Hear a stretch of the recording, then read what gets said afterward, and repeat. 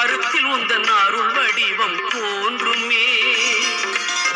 தென்பழனி மலை மேலே தண்டபாணி கோலத்திலே கண்குளிர கண்டு விட்டால் போதுமே.